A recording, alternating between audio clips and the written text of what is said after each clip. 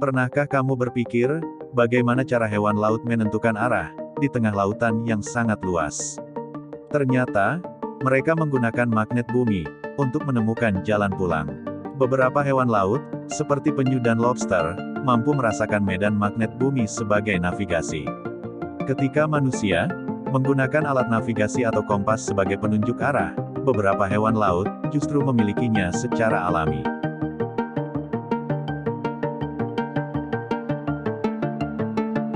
Apa yang kamu pikirkan ketika mendengar makhluk hidup yang memiliki racun? Kamu pasti akan berpikir, hewan seperti ular atau tumbuhan saja yang beracun. Faktanya, tidak hanya hewan dan tumbuhan saja yang bisa menghasilkan racun, tetapi manusia juga bisa. Dalam jurnal Proceedings of the National Academy of Sciences menyatakan bahwa manusia memiliki alat untuk menghasilkan racun. Kallikrein merupakan sejenis protein yang mencerna protein lain yang menjadi bagian penting dari banyak racun.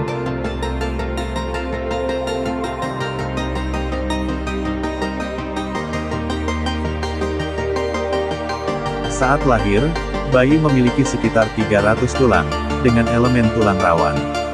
Hal ini sebagai kelenturan ekstra, yang akan membantu bayi melewati jalan lahir. Lalu, kemana tulang sebanyak itu ketika dewasa? Seiring pertambahan usia, sebagian tulang-tulang akan menyatu, dan menyisakan sebanyak 206 tulang, yang membentuk kerangka orang dewasa.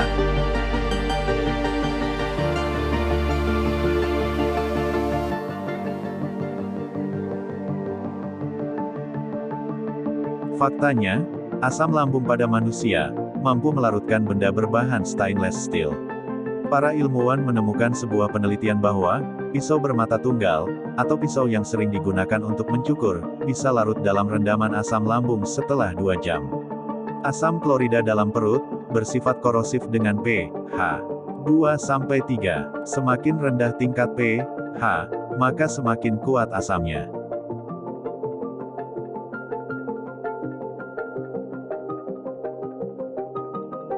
Berbeda dengan manusia, telinga belalang berada di bagian perutnya. Walaupun begitu, alat pendeteksi suara yang dimiliki telinga belalang, sama seperti manusia, yaitu timpanum, atau gendang telinga. Pada belalang dewasa, sayap menutupi timpanum sebagai perlindungan. Belalang jantan, menggunakan suara untuk menandai wilayah, dan juga memanggil pasangan. Belalang jantan, dapat mendengar suara untuk menilai ukuran belalang jantan lainnya. Jantan yang besar, biasanya memiliki suara yang lebih dalam persaingan.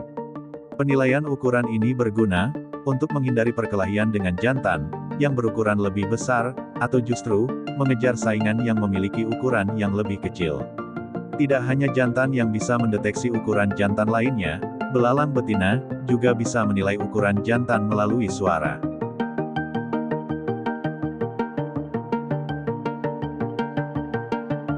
Rasa makanan didapat dari bahan kimia yang larut dalam air liur.